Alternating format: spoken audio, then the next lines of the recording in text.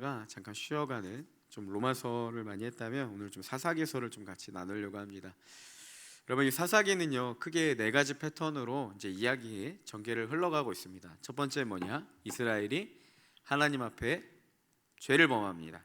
그러면 두 번째, 하나님은 이 주변국들을 통해서 이스라엘을 이제 치시죠. 그러니까 이제 침략을 당하게 됩니다. 그러면 이제 세 번째는 이제 이스라엘은 이제 고통을 당하다가 결국 하나님을 찾게 돼요.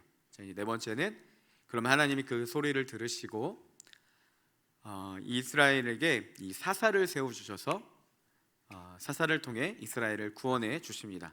그럼 이제 또 다시 처음으로 돌아가죠. 다시 이스라엘은 범죄하게 되고 그들이 고통을 당하고 하나님을 부르짖고 또 하나님은 구원해 주시고, 이게 이 패턴이 이제 계속 나타나고 있습니다. 오늘 말씀의 배경은 이렇습니다. 여러분, 이스라엘이 하나님 앞에 죄를 범하게 돼서 이제 미디안의 침략을 당하게 됩니다. 그리고 이제 7년이라는 시간 동안요 큰 고통을 당하게 됩니다. 이 미디안은 어떻게 이스라엘에게 대했냐? 이 많은 가축을 몰고 와서요 이 자라는 곡식들을 먹게 했다고 합니다. 그러니까 이스라엘의 모든 농사를 다 망쳐버리고 이 추수를 할 수 없도록 만들어 버렸죠. 그뿐만이 아니라 양과 소, 나귀 등 모든 것들을 다 빼앗아 버렸습니다.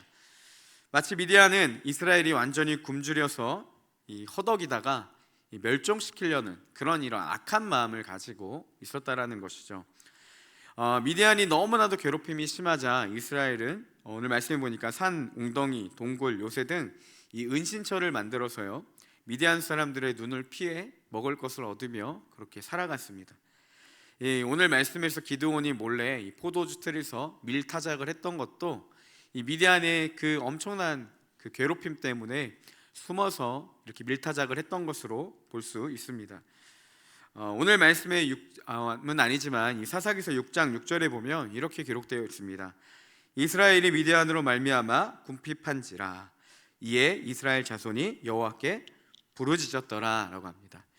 이스라엘이 이 미디안의 극심한 고통 가운데 견디다 못해서 이제 하나님께 부르짖게 됩니다. 자, 여러분 한번 좀 생각해 봤으면 좋겠어요. 그러면 이스라엘이 하나님 앞에 뭐라고 부르짖었을까요? 자, 오늘 말씀에 나타나지는 않지만 어떤 부르짖음을 했을까요? 잘못했다라고 용서를 구했을까요? 아니면 고통 중에 있으니 구원해 달라고 그렇게 하나님을 향한 이 부르짖음이었을까요? 이 영거라는 신학자는요 이 부분을 이렇게 해석했습니다. 이스라엘의 부르짖음이 회개를 전제한 것이 아니다 라고 정의를 내렸어요. 그러니까 이들의 부르짖음은요 하나님을 향한 회개의 부르짖음이 아니었다 이렇게 정의를 내립니다. 심지어 신학자 블럭이라는 사람은요 더 낮게 평가합니다. 뭐라고 평가하냐면 그냥 너무 고통스러워 소리친 것에 불과하다라고 정의를 내렸습니다.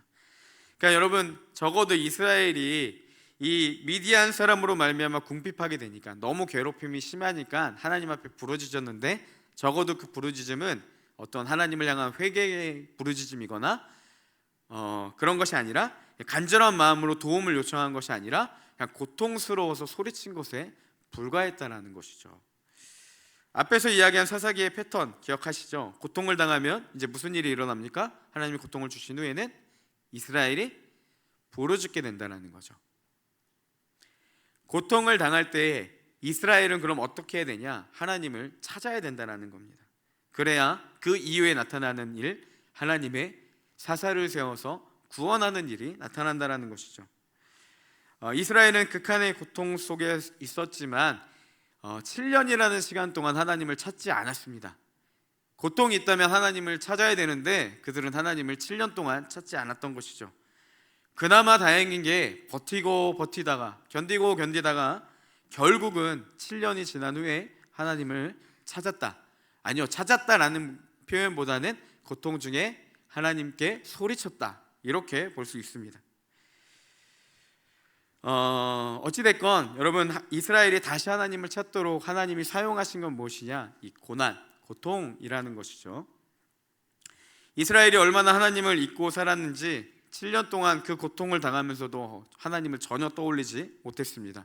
한편으로는 이렇게 볼 수 있죠. 이스라엘의 영적인 상태가 이 정도로 엉망이었다라는 것이에요. 하나님을 찾는 것도 고통에 대한 투정뿐이었습니다. 그럼에도 하나님은 그들의 부르짖음을 들으시죠.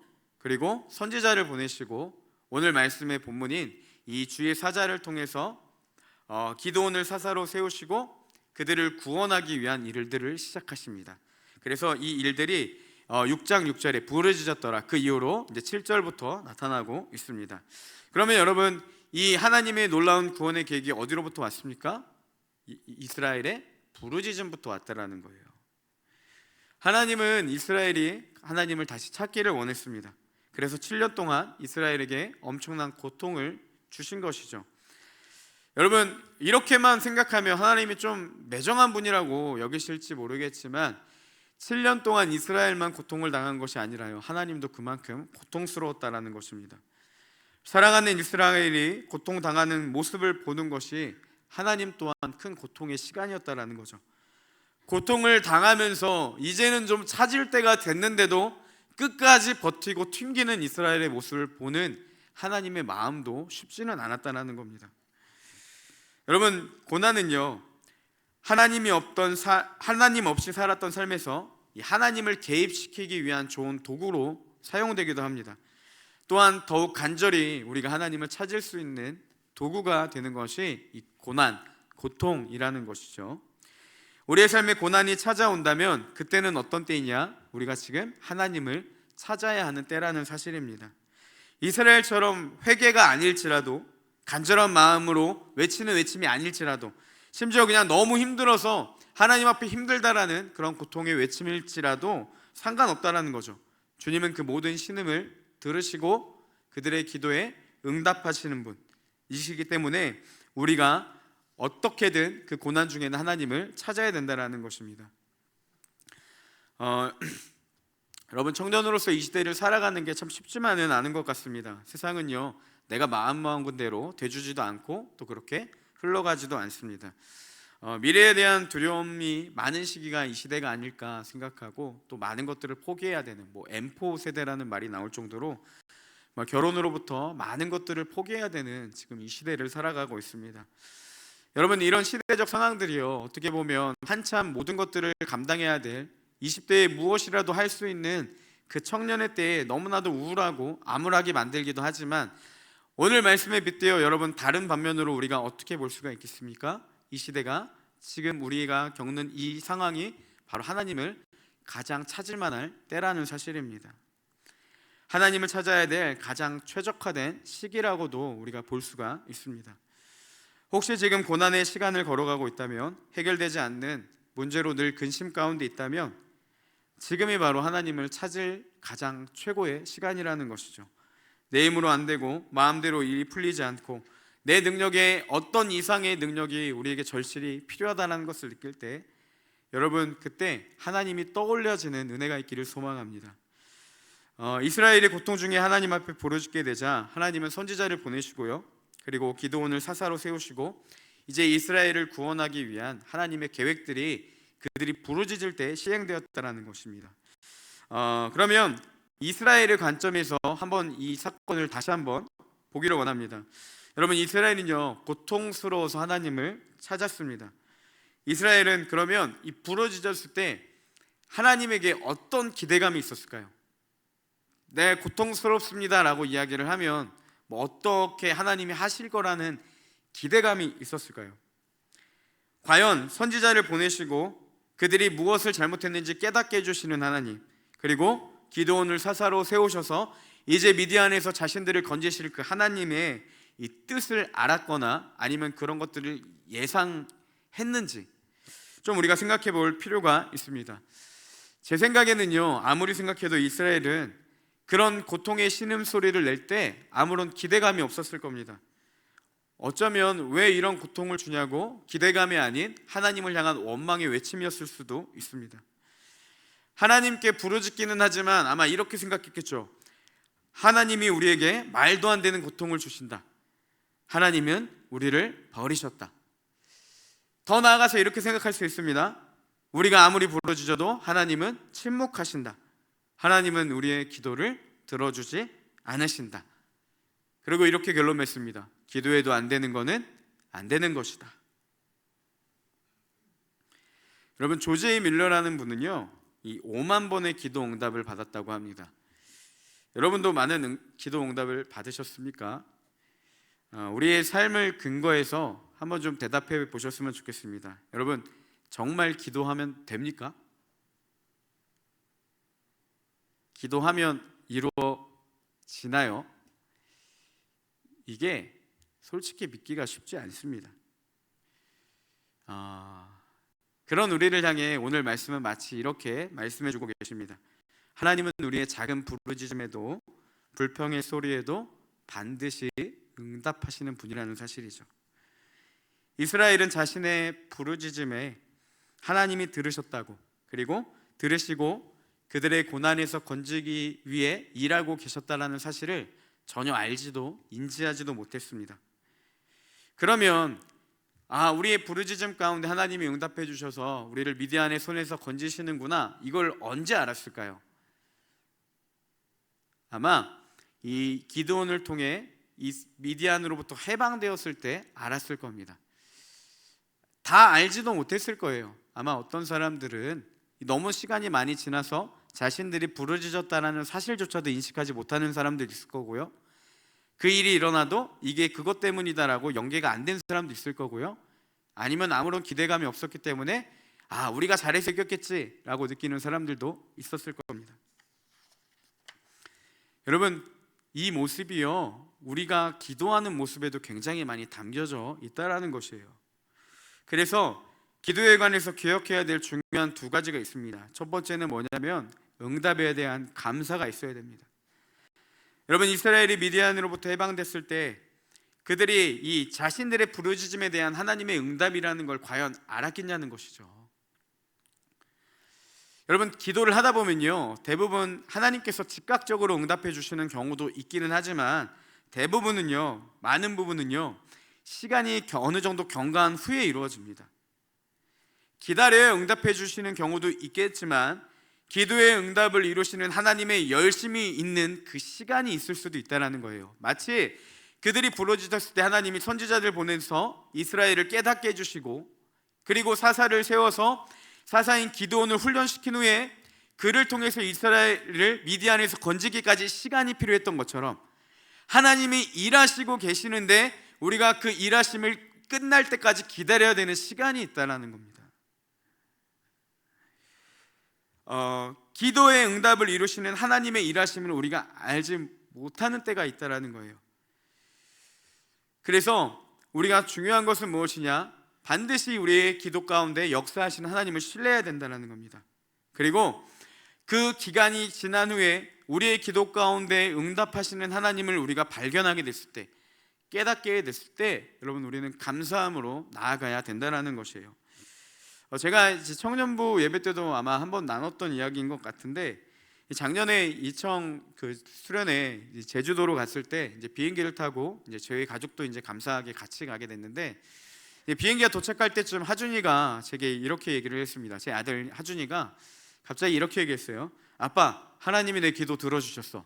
내가 안전하게 올 수 있게 해달라고 기도했거든. 이랬습니다. 네, 여러분, 제가 약간 좀 직설적인, 좀 T 성향이 강해서 그러는지요, 그 얘기를 듣고 진짜 하준아, 하나님이 들어주셨네? 이렇게 안 하고요, 이렇게 질문했습니다. 그럼 하준아, 비행기가 아직 도착 안 했으니까 착륙할 때까지 안전하게 해달라고 기도해 줄래? 이렇게 얘기를 했어요. 그래서 하준이가 또 기도를 했습니다. 비행기가 안전하게 착륙했습니다. 그러자 하준이가 또 저를 쳐다보며 이야기했습니다. 아빠, 하나님이 내 기도 들어주셨어. 내가 비행기 안전하게 착륙하게 해달라고 기도했거든. 이번에는 제가 정말 하준아, 진짜 하나님이 네 기도 들어주셨구나, 이렇게, 그 당시 이제 9살이었으니까요 9살 된 이 소년의 마음을 달래줘야 되는데 제가 또 이렇게 이야기를 했습니다. 그러면 안전하게 도착했다고 하나님께 감사했어? 하준이가 또 눈을 감더니 기도했습니다. 기도를 마치고 제가 이렇게 얘기했습니다. 하준아, 하나님이 하준이 기도 들어주셨는데, 하준이 기도 한 대로 하나님이 들어주셨는데 하준이가 감사하다고 이야기하지 않으면 하나님 앞에 정말 무례한 거야. 저는요, 이 아이에게 기도에 응답해 주시는 하나님뿐만이 아니라 그럴 때 감사해야 할 줄 아는 그 마음을 좀 가르쳐주고 싶었습니다. 여러분, 우리가 많은 기도를 하면서도요, 정작 그 기도에 대해 응답하시는 하나님에 대해서는 그리 많은 관심과 기대를 갖지 않는 그런 때가 있다는 것이죠. 왜 그렇죠? 제가 앞에 서론에서 이야기했던 것처럼 여러분, 기도하면 됩니까? 이게 확신이 안 들기 때문이에요. 하나님께 많은 기도를 하지만 그 기도에 응답해 주시는 하나님에 대한 기대감은 그리 많지 않은 것 같습니다. 그리고 심지어 그 기도에 응답을 해주셔도 그 기간이 즉각적으로 일어나지 않을 때마다 우리는요, 그게 응답인지도 모른 채 살아간다는 것이죠. 저희 아이를 욕하는 건 아니지만 마치 저희 아이처럼 도착해서 하나님이 응답 들어주셨어, 여기서 끝내는 경우들도 있다는 겁니다. 하나님이 성실하게 일하셨지만 이스라엘은요, 자신의 부르짖음 가운데 성실하게 일하신 하나님을 인지하지 못했습니다. 그리고 그들이 하나님께 대한 감사함조차도 없었다라는 것이에요. 여러분, 우리가 인식하든 인식하지 못하든 하나님은 우리의 작은 부르짖음에도 응답하시고 그대로 일하시는 성실하신 하나님이십니다. 하나님은요, 그렇게 좋으신 분이라는 거예요. 이것을 믿고 우리는 기도하며 하나님의 응답의 때를 기다려야 한다는 사실입니다. 어려운 순간마다, 내 힘으로 할 수 없을 그때마다, 고난의 순간마다 하나님을 찾으시기를 바랍니다. 그리고 그 안에는요, 반드시 하나님은 내 부르짖음 가운데 응답해 주신다라는 것, 하나님은 반드시 기도를 들으시고 성실하게 그 기도 가운데 응답해 주시는 분이시라는 그 확신을 가지고 여러분, 믿음으로 끝까지 인내하고 기다리며 하나님의 이 기도의 응답의 축복을 누리시고, 더 나아가 우리의 기도 가운데 역사하시는 그 하나님 앞에 감사와 찬양을 드릴 줄 아는 그런 모습이, 그런 성숙된 그리스도인의 모습이 우리 가운데 나타나기를 주님의 이름으로 축복합니다. 아멘이십니까? 네, 좀 크게 해주시면 제가 또 힘이 날 것 같습니다. 좀 호응을 잘 해주셨으면 좋겠어요. 여러분, 계속해서 보면요, 이 하나님은 기드온을 이제 사사로 세우기 위해서 이제 일하십니다. 이 이스라엘의 부르짖음을 들으시고요, 하나님께서 이제 이 기드온을 사사로 세우려고 하세요. 우리 12절 말씀입니다. 우리 12절 말씀을 함께 읽겠습니다. 여호와의 사자가 기드온에게 나타나 이르되 큰 용사여, 여호와께서 너와 함께 계시도다 하매. 네, 여호와의 사자가 기드온을 찾아갑니다. 그리고 뭐라고 이야기를 합니까? 큰 용사여, 여호와께서 너와 함께 계시도다. 자, 여러분, 지금까지 이스라엘이 어떤 상황입니까? 미디안에게 고통당하고 있는 상황이었습니다. 그때 주의 사자가 나타나서 큰 용사여, 여호와께서 너와 함께 계시도다. 여러분, 이 말이 어떻게 들리시나요? 좀 희망적으로 들리지 않으세요? 아마 이 사사기를 한 번쯤은 읽어봤다면, 아니면 대충 이 내용을 안다면, 적어도 이 1장부터 읽었다가 6장까지 온 사람이라면요, 이렇게 인지할 겁니다. 아, 이제 하나님이 일하시겠구나. 이스라엘의 고통 중에 하나님을 찾았으니까 주의 사자가 기드온을 만났네? 그럼 이제 뭔가 하나님이 이들을 구원해 주시겠구나 라는 그런 기대감, 좀 이게 희망의 메시지로 12절에 아마 들릴 겁니다. 자, 그러면 기드온이 어떻게 반응했는지 함께 보겠습니다. 우리 13절 말씀도 조금 긴데요, 우리 같이 한번 읽어보겠습니다. 우리 함께 읽겠습니다. 기드온이 그에게 대답하되 오 나의 주여, 여호와께서 우리와 함께 계시면 어찌하여 이 모든 일이 우리에게 일어났나이까? 또 우리 조상들이 일찍이 우리에게 이르기를 여호와께서 우리를 애굽에서 올라오게 하신 것이 아니냐 한 그 모든 이적이 어디 있나이까? 이제 여호와께서 우리를 버리사 미디안의 손에 우리를 넘겨주셨나이다 하니.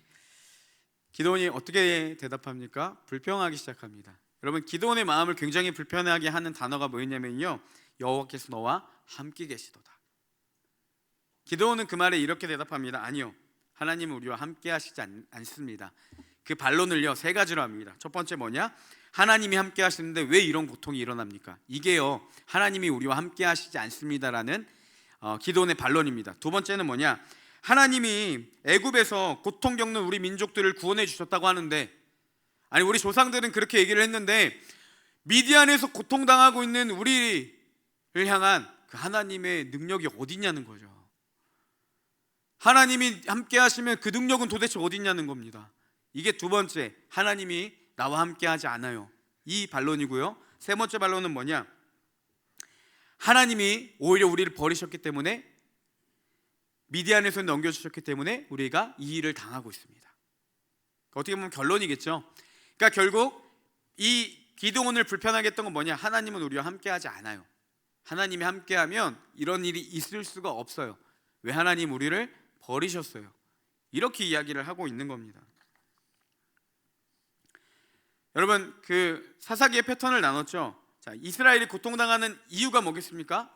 그들이 하나님을 거부했고 우상 숭배에 빠졌기 때문입니다. 그러니까 죄를 범했기 때문이죠. 자, 그러면 이스라엘이 고통당하는 이유는요, 이스라엘이 하나님을 버리고 우상 숭배에 빠졌기 때문에, 죄를 범했기 때문입니다. 근데 지금 고통당하는 이유를 기드온은 누구 탓으로 돌리고 있습니까? 하나님 탓으로. 왜요? 하나님이 우리와 함께하지 않았기 때문에. 여러분, 그리스도인들에게 많이 나타나는 현상 중에 하나입니다.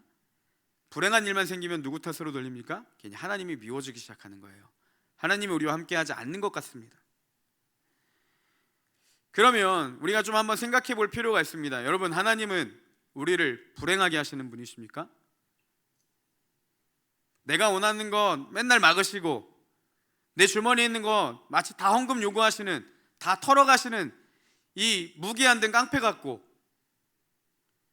뭔가 내가 좀 원하는 거 하고 싶으면 괜히 찜찜하고, 불행한 일, 고통스러운 일만 주는 분이 하나님이시라는 것이죠. 여러분, 하나님은 절대 그런 분이 아닙니다. 하나님은 어떤 분이시냐? 절대적으로 좋으신 분이십니다. 그러면 왜 이런 일들이 우리에게 나타나는 것이냐는 거죠. 왜 이런 일들이 우리 가운데 나타나냐? 왜 우리가 불행한 일만 생기면 마치 하나님 탓인 것 같냐? 우리가요, 환경을 보면서 하나님을 해석하기 때문입니다. 불행한 환경은 누구 때문입니까? 하나님 때문이라는 거예요. 내가 왜 이런 일을 겪고 있습니까? 하나님 때문이라는 거예요. 내가 왜 이렇게 외로워야 됩니까? 하나님 때문이라는 거예요. 하나님이 함께 하시면 왜 이런 일들이 일어나는 거죠. 이 안에는 어떤 마음이 있냐? 하나님, 왜 내 마음대로 움직이지 않으세요? 이거예요. 하나님이 함께 하시면 이런 고통이 있을 수 없어요. 하나님이 함께 하시면 미디안에서 우리를 구원해 주셔야 돼요. 이게 기드온의 해석이었습니다. 그 해석은 철저하게 어떤 해석입니까? 환경에 따라 하나님을 해석한 거예요. 마치 하나님을 조종하려는 모습, 하나님을 스스로 자기가 정의하려는 그런 교만한 모습이 있다는 거죠. 기드온의 주장대로라면요, 하나님은 이렇게 해야 됩니다. 이스라엘이 죄를 범해도 하나님은 평안을 주셔야 되는 거예요. 이스라엘이 하나님을 찾지 않아도 그들은 평안해야 돼요. 고통을 주거나 불편하게 하셔는 안 됩니다. 그건 하나님이 함께하지 않는 거예요.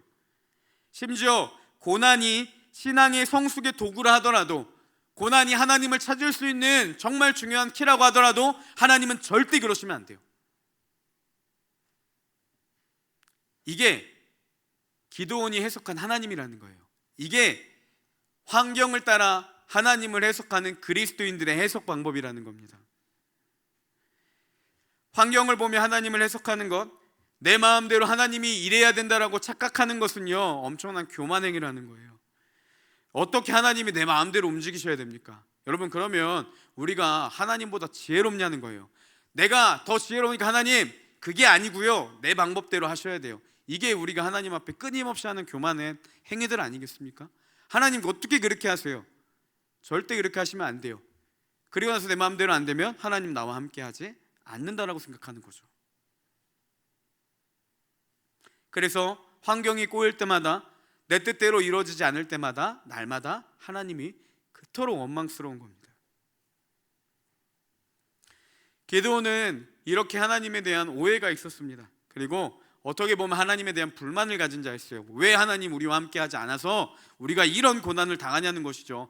도대체 그 강대국 애굽 땅에서 그들을 건지셨다는데 그 하나님 지금 뭐 하고 계시냐는 거죠. 그런 불만을 가진 자를 하나님이 지금 찾아와 주셨다라는 거예요. 네, 여러분, 앞에서도 이야기했지만 하나님은 진짜 좋으신 분이십니다. 하나님은요, 정말 너무 좋으신 분이에요. 그래서 그런 기드온을 사용하기를 원하십니다. 하나님이 이 기드온을, 이 하나님에 대한 불평을 가진 기드온, 왜 우리와 함께 하지 않느냐고 투덜거리는 기드온을요, 사사로 세우기 위해 굉장히 큰 열심을 보여주신 것이 오늘 본문에 담겨져 있습니다. 우리 12절 말씀을 한 번 더 같이 보겠습니다. 우리 한 번 더 같이 읽겠습니다. 여호와의 사자가 기드온에게 나타나 이르되 큰 용사여 여호와께서 너와 함께 계시도다 하매. 여호와의 사자가 기드온을 뭐라고 부르냐? 큰 용사여라고 부릅니다. 여러분, 하나님을 내 마음대로 하려고 했던 사람, 그리고 환경에 따라 하나님을 해석하려는 사람이 큰 용사입니까? 좀 거리가 멀죠. 그리고 지금 기드온이 어떤 상황이죠? 미디안을 피해서 포도주 틀에 숨어 밀타작을 하며 어떻게든 먹을 것을 챙기려는 사람이었어요.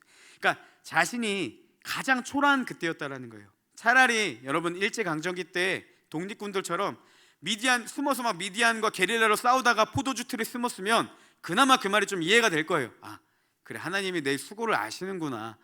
그러면 좀 이해가 될 텐데, 기드온은 지금 어떤 상황이냐? 자신이 가장 초라하고 비참한 때, 그때 주의 사자가 뭐라고 이야기해요? 큰 용사여 라고 합니다. 둘 중에 하나겠죠. 하나님이 실언을 하시거나 그가 큰 용사인 이유가 있다는 거예요. 그러면 여러분, 기드온에게 이 큰 용사여라고 말을 붙인 근거가 어디 있겠습니까? 바로 그 다음 말입니다. 왜 기드온이 큰 용사이냐? 여호와께서 너와 함께 계시도다. 기드온이 큰 용사라는 이 칭호를 받을 수 있었던 이유는 뭐냐? 여호와께서 너와 함께 계시도다라는 겁니다.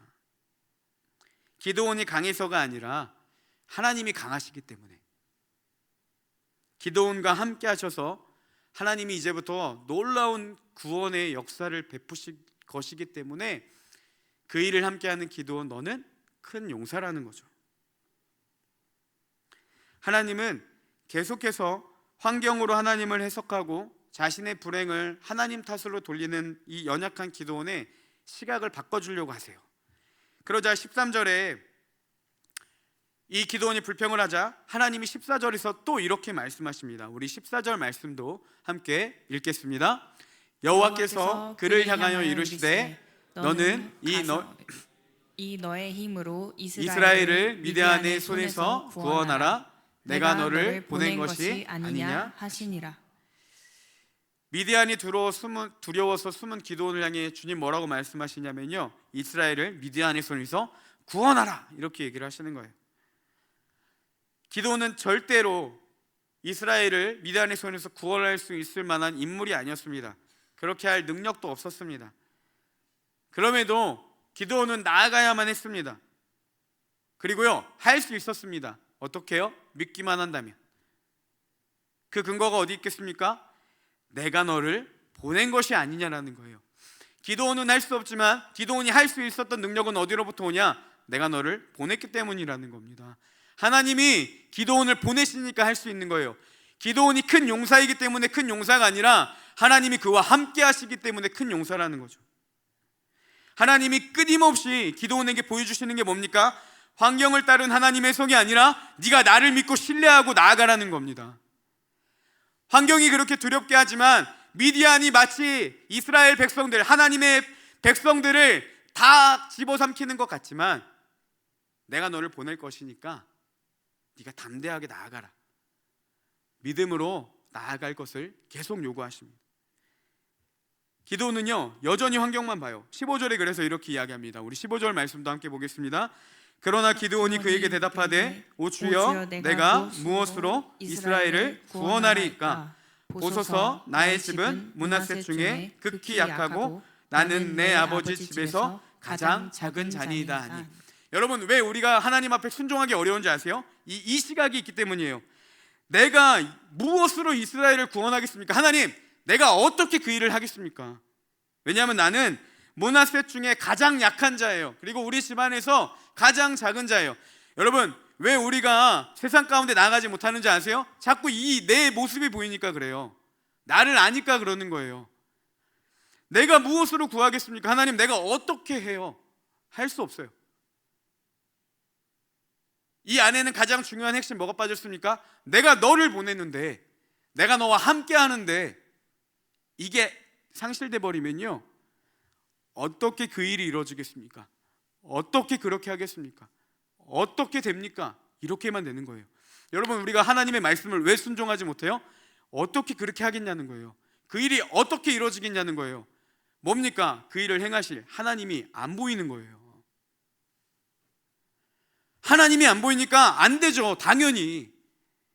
그러니까 하나님이 기도원에게 끊임없이 요구하는 건 뭡니까? 내가 너를 보내니까, 내가 너와 함께 하니까 믿음으로 나아가라는 겁니다. 다시 주님은 그에게 믿음을 요구하십니다. 우리 16절 말씀도 함께 보겠습니다. 여호와께서 그에게 이르시되 내가 반드시 너와 함께 하리니 내가 미디안 사람 치기를 한 사람을 치듯 하리라 하시니라. 내가 반드시 너와 함께 할 거야. 너는 할 수 없지만 내가 반드시 너와 함께해서 어떤 일이 일어나냐, 미디안 민족을 한 사람 치는 것처럼 그렇게 너무 쉽게 할 거야. 그러니까 믿고 가. 여러분, 하나님의 말씀이 왜 안 이루어진다고 생각하세요? 내 능력을 보니까. 근데 언제 이루어질 수 있습니까? 하나님의 능력을 보면. 우리에게 말씀하신 주님이 누구인지를 알게 되면요, 그 말씀대로 우리의 삶 가운데 이루어진다는 사실입니다. 여러분, 하나님은요, 우리에게 이 믿음을 요구하시는 거예요. 미디안이 우리를 괴롭게 하지만 세상에 너무나도 많은 것들이 말씀으로, 믿음으로 살아내기 너무 힘들게 만들고, 세상에 많은 유혹과 죄들이요, 그리스도인들을 점점 더 무너뜨리고 교회는 망해져 가는 것 같지만, 그럼에도 하나님은 환경이 아닌 하나님을 바라보기를 원하신다라는 겁니다. 여러분, 성경은 비이성적입니다. 물론 논리적으로 이야기를 할 수 있지만요, 이성적으로 이해할 수 없는 책이에요. 왜? 초자연적인, 초이성적인 일들이 너무나도 많이 있습니다. 그것이 우리에게 어떻게 이성적으로 자연스럽게 받아지겠습니까? 하나님을 알 때 믿음이 생기고, 그 믿음이 하나님의 말씀을 신뢰하게 만든다라는 겁니다. 여러분, 홍해가 어떻게 갈라집니까? 이걸 어떻게 믿을 수가 있어요? 이거를 그러면 어떻게 논리적으로 설명하겠어요? 그래서 해석한다라는 게 조수간만의 차이라고, 여러분, 뭐 제부도 갈라지는 듯이 갈라진 거라고, 이게 말이 됩니까? 정말 성경이 그런 거예요? 근데 이 말도 안 되는 게 왜 우리가 믿어지겠습니까? 그렇게 하실 하나님이 신뢰하기 때문에, 하나님이면 하실 수 있다라는 믿음이 있기 때문에 그 믿음의 눈으로 보면요, 그 일들이 믿어지는 거예요. 성경은요, 믿음으로 가는 겁니다. 수많은 지식들이, 수많은 말씀들이 왜 우리의 삶에 나타나지 않는지 아십니까? 우리가 머리로만 이해하기 때문이에요. 믿음으로 바라보지 못하기 때문이에요. 그 일을 행하실 하나님을 믿지 못하기 때문이라는 사실입니다. 하나님은 반드시 하실 거라는 믿음을 가지고 나아가면 주님은요, 그 놀라운 일들을 우리 가운데 행하신다라는 사실입니다. 하나님 우리에게 요구하시는 것은 환경을 바라보는 것이 아니라, 나 자신을 바라보는 것이 아니라, 그 일들을 행하실 수 있는 하나님을 신뢰하는지, 우리가 그 하나님을 알고 믿고 있는지, 그것을 원하신다라는 거예요. 그리고 우리에게 말씀하시겠죠. 너는 작고 연약하지만 내가 너와 함께하니 너는 큰 용사다. 너는 아무것도 할 수 없지만 내가 너를 보내니 너는 미디안 그 큰 족속을 한 사람 치듯이 가볍게 할 것이다. 내가 너와 함께하니까 그 강력해 보이는 세상 반드시 이길 것이다. 그러니 믿으라는 거예요. 여러분, 100번 넘어지고 일어나면 이 100번은 실패라 불리는 것이 아니라 과정이라 불립니다. 우리가 수도 없이 넘어졌지만 믿음으로 일어나게 된다면요, 수많은 넘어짐은 우리의 삶에, 우리의 신앙의 실패가 아니라요, 믿음으로 일어설 수 있는 과정에 불과합니다. 순간적인 넘어짐은 있을 수 있어요. 생각처럼 안 돼서 세상을 따라갈 수도 있습니다. 믿고 싶은데, 하나님을 더 알고 싶은데 잘 되지 않을 때도 있습니다. 그럼에도 끝까지 주님을 신뢰하고 믿고 나아가서 그 믿음 가운데 우리가 온전히 선다면 그 모든 있었던 넘어짐은 실패가 아니라 우리가 믿음으로 서기 위한 과정이라는 것입니다. 그러니 끝까지 주님을 믿고 신뢰하는 우리 청년들 되기를 소망합니다. 여러분, 고난이 올 때마다 주님을 끝까지 붙드시고 나는 할 수 없지만 그 모든 것들을 넉넉하게 이겨내게 하시는 그 하나님을 신뢰하는 믿음을 가지고 세상에 나아가 부활하신 주님의 승리를 담대히 선포하며 믿음으로 세상을 이기고 세상을 거슬러 하나님의 말씀이 삶 가운데 이루어지는 놀라운 축복이 우리 삶 가운데 가득하기를 예수님의 이름으로 축복합니다. 이 시간 함께 찬양하며 기도하겠습니다.